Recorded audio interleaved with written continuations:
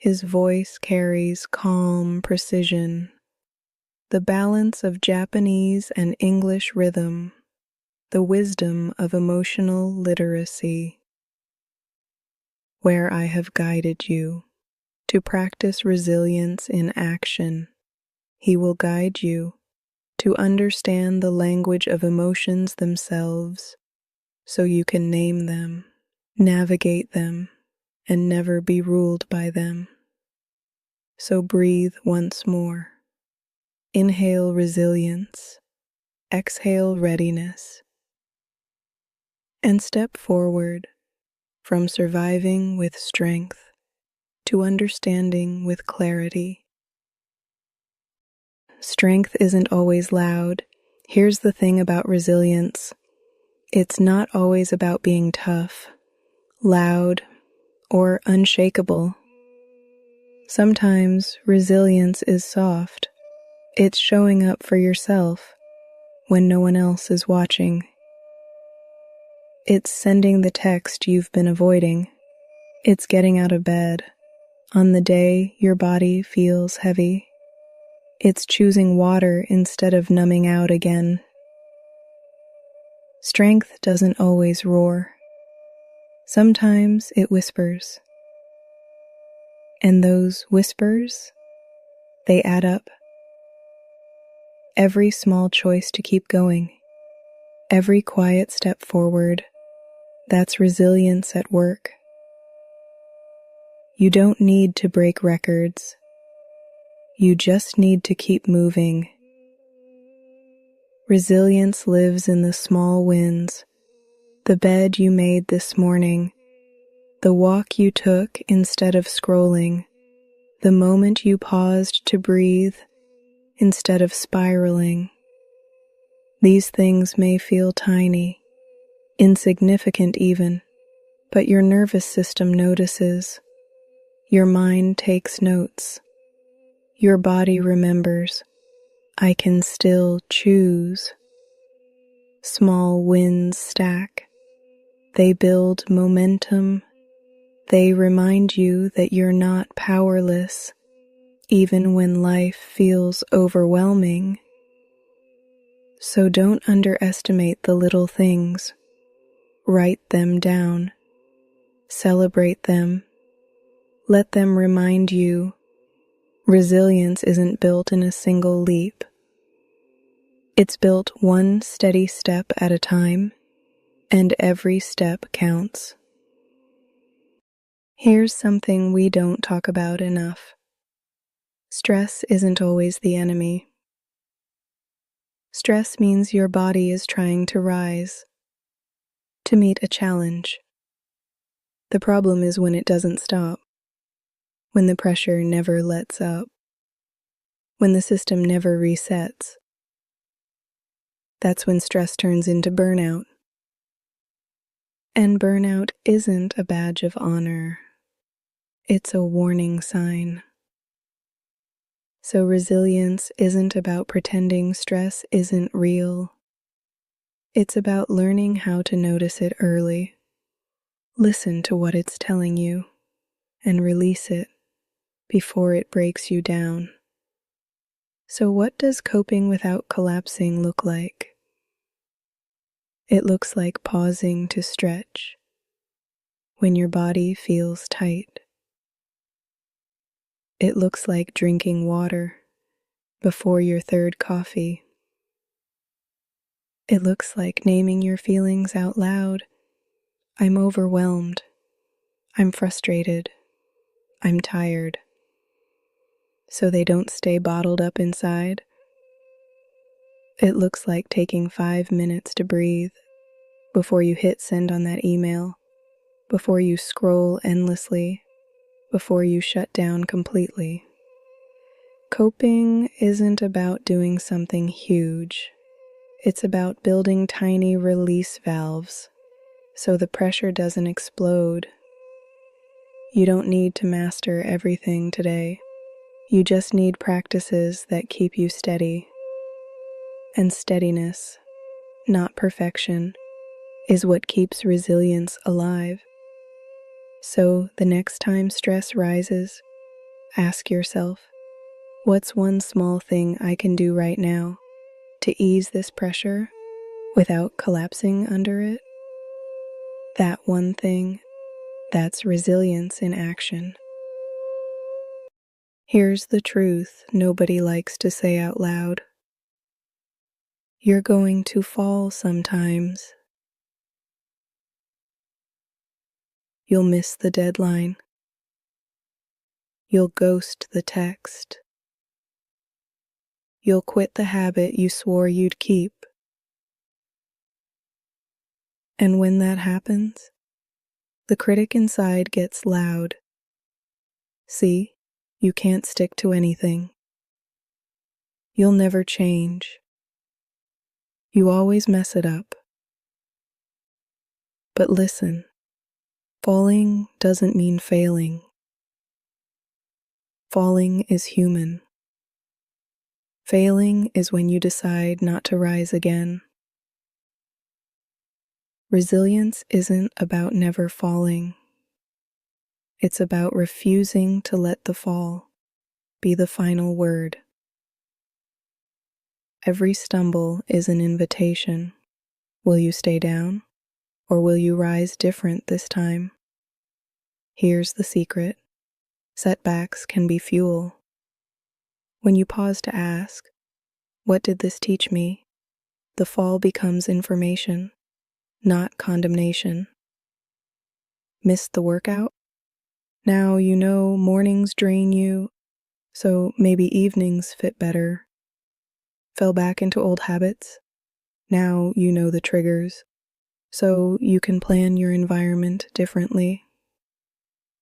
Every setback carries a seed of strategy, if you choose to look for it. And when you rise again, you're not starting from zero. You're rising with more wisdom, more awareness, more fuel. So next time you fall, don't waste your energy in shame. Use it in resilience. Remind yourself, this stumble is not my story's ending. It's part of the climb. And each time you bounce back, you strengthen the muscle of resilience. Not because you were flawless, but because you kept going anyway. Let's be real, your energy isn't infinite. You wake up each morning with a tank that needs protecting, and if you let everyone drink from it, without limits, you'll be empty by noon. That's why boundaries matter. Not because you're selfish, not because you're cold, but because your energy is sacred. Resilience isn't about pushing yourself until you break. It's about knowing what drains you, what fuels you, and choosing wisely. So stop thinking boundaries make you hard to love. Boundaries are what make love sustainable. Because when you protect your energy, you show up more present, more steady, more real. So, what do daily boundaries look like? It might be saying, I can't talk right now, but I'll call you tomorrow.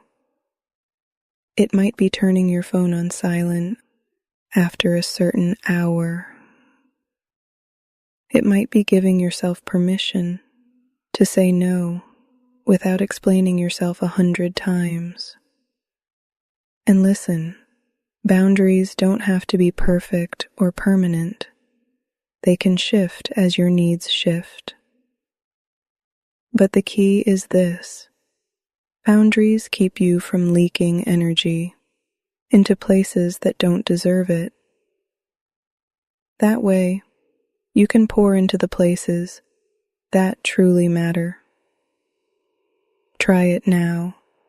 Pick one small boundary you could practice today. Maybe it's not checking emails after dinner. Maybe it's limiting how long you stay in draining conversations. Maybe it's carving out 10 minutes just for you.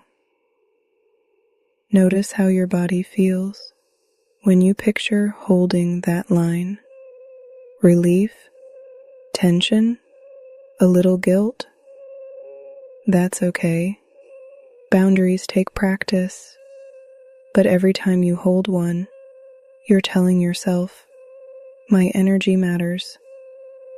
And that message, that's the foundation of resilience.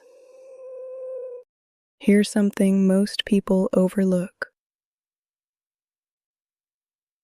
Resilience isn't built in the big moments. It's built in the small ones, the daily choices, the little habits that either drain you or refill you. When life feels chaotic, routines give you rhythm. They remind your nervous system, you are safe, you are steady, you have ground beneath you. Without those anchors, everything feels like crisis. Every challenge feels bigger than it is. But with simple routines, your body and mind learn to trust stability. And that trust makes it easier to handle disruption when it comes. So what does this look like? It's not about strict schedules or forcing yourself into rigidity. It's about rhythms that restore you. It might be starting your morning with 5 minutes of silence before checking your phone. It might be setting aside time to stretch, to walk, to breathe, not because it's dramatic, but because it steadies you. It might be ending the day by writing down one good thing that happened, so your brain learns to release stress instead of carrying it into tomorrow. These routines are not luxuries. They are resilience practices. Think of them like charging your phone. You wouldn't expect your battery to last without plugging it in. So why expect your spirit to endure without restoration? Pick one routine to practice this week. Keep it simple. Keep it repeatable. And notice how it shifts your energy. Because resilience doesn't just show up when life gets hard. It's built daily in the quiet choices that restore your strength before the storm comes. Here's something that might surprise you. Anxiety isn't always a sign you're broken. At its core, anxiety is your body's alarm system. It says, pay attention. Something feels uncertain. Something might need care. The problem comes when the alarm never shuts off. When every sound, every thought, every possibility feels like a siren blaring inside your chest. That constant alarm drains your energy, steals your focus, and convinces you you're powerless. But here's the truth. Anxiety is not the enemy. It's a messenger, and resilience grows when you learn to listen to the message without letting the alarm control your whole day. So how do you work with anxiety instead of fighting against it? First, notice it in your body. Where does it land? Your chest? Your stomach? your shoulders. Name it gently. I feel anxious, not I am anxious, because you are more than this feeling. Second, pause for breath. Inhale slow for 4 counts. Hold for 4. Exhale for 6. Do it again until the alarm softens, until your body remembers you are not in danger right now. Third, ask the anxiety, what are you trying to tell me? Maybe it's reminding you to prepare for something ahead. Maybe it's telling you you've stretched too thin. Maybe it's pointing to a place where you need support. When you treat anxiety as awareness, you shift from panic to presence. Because now, instead of drowning in it, you're using it. And that's resilience. Not erasing the alarm, but learning how to respond to it with steadiness and care. So the next time anxiety rises, don't hate it. Don't shame yourself for feeling it.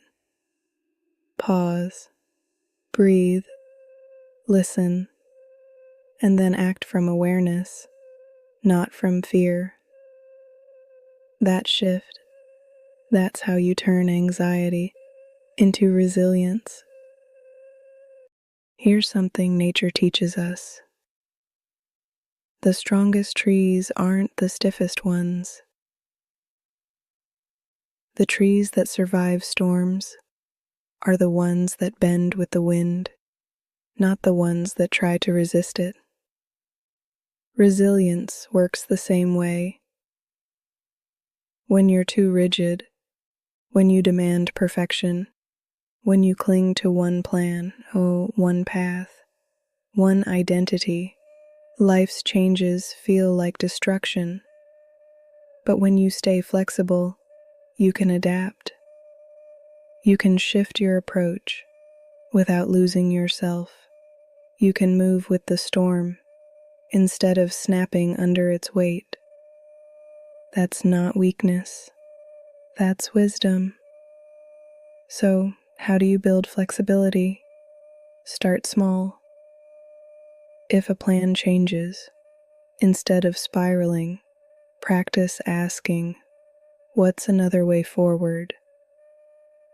If something goes wrong, instead of labeling it failure, ask, what can I learn from this?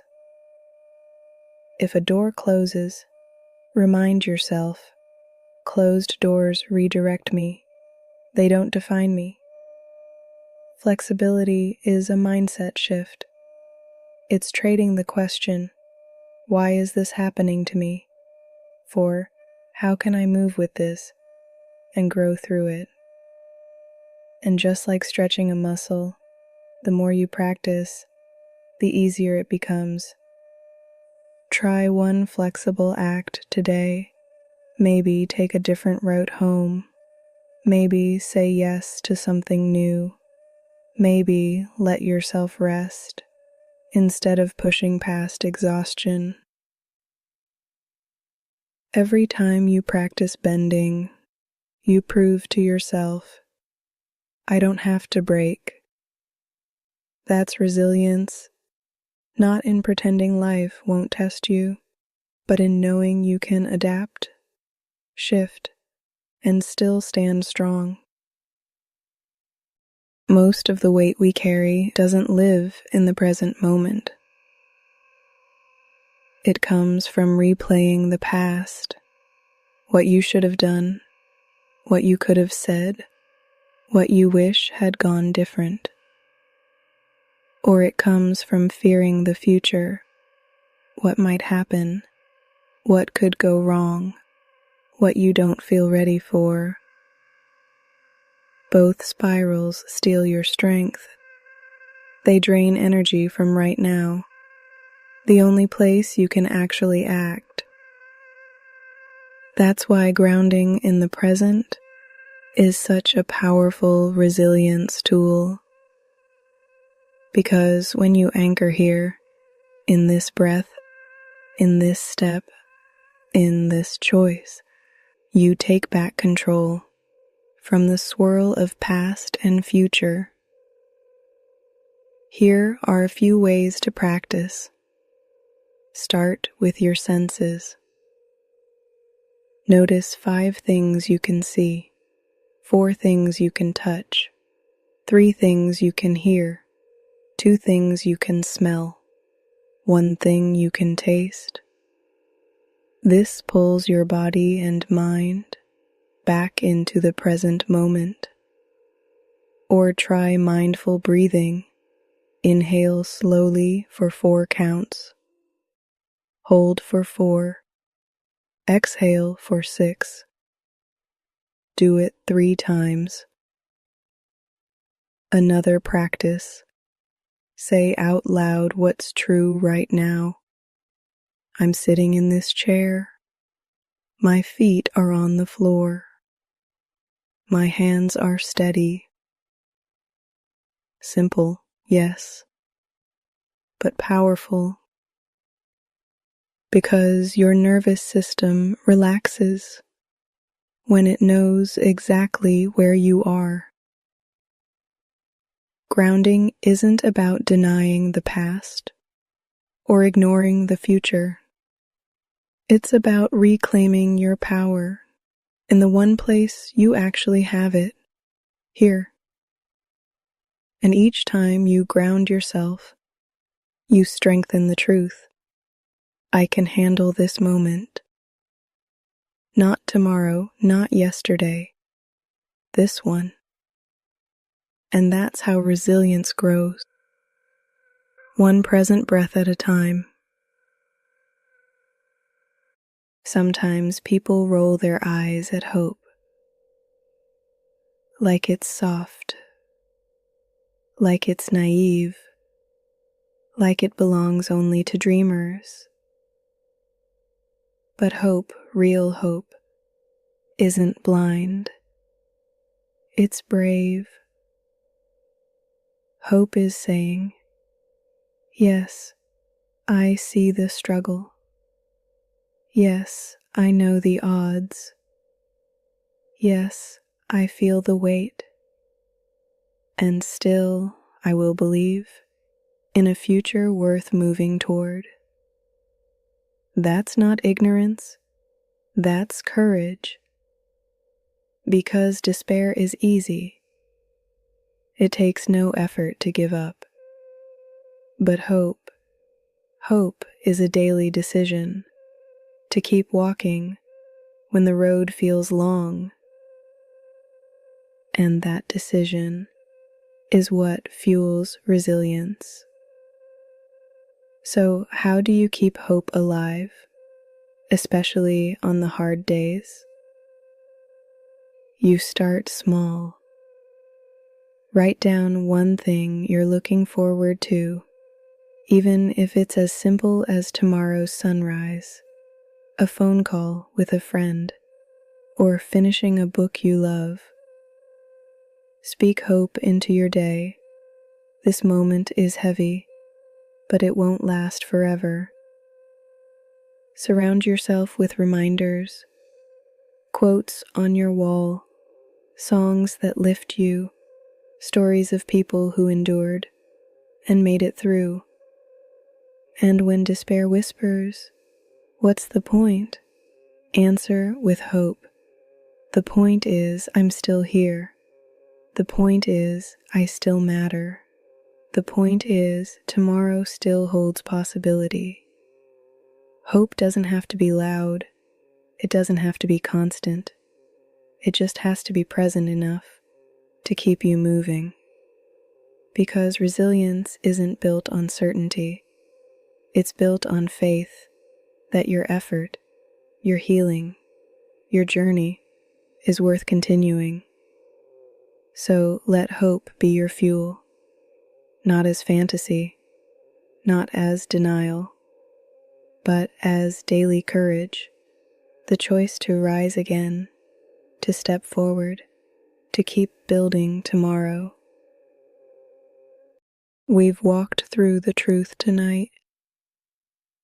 Resilience isn't about being unshakable. It's not about never falling, never stressing, never breaking down. Resilience is about rising again. It's choosing small wins daily. It's setting boundaries to protect your energy. It's learning to breathe through anxiety, to bend instead of break, to root yourself in the present moment. Resilience is fueled by hope, not blind optimism, but the quiet courage to believe tomorrow still matters. And when you put all of that together, you see resilience for what it really is. Not perfection, but persistence. Not being untouched, but being unbroken. That's the strength you carry now. Take one more breath with me. Inhale steady. Exhale slow. Hold this truth in your chest. You are more resilient than you give yourself credit for.